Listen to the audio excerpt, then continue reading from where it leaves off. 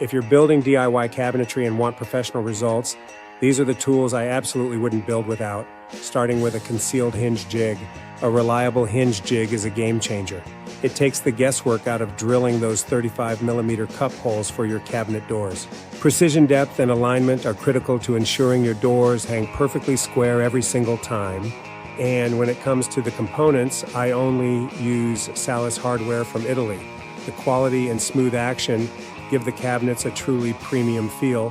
First up is the saw stop. It's the heart of the shop.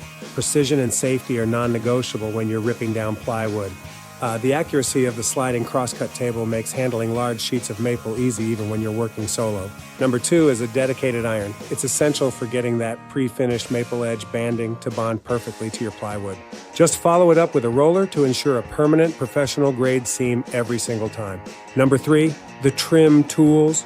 You need a flush cut cutter and a reliable edge trimmer to clean up that banding. One smooth pass across the edge, and you've got a perfectly flush finish that looks like it came straight from a factory. Number 4 is the Craig jig. For strong hidden joints in cabinet boxes, this is the gold standard of pocket hole joinery. It makes assembly incredibly fast while maintaining the structural integrity needed for heavy-duty kitchen cabinetry. Finally, number 5, my Milwaukee cordless drills. You need power and reliability for driving hundreds of screws during a big build.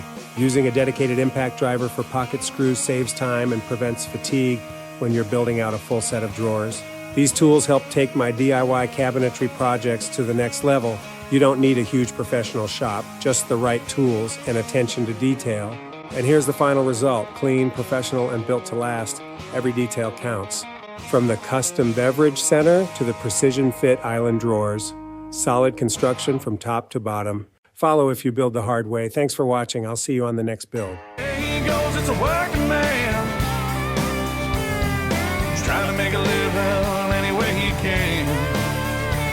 And he'll break his back for $1 or $2.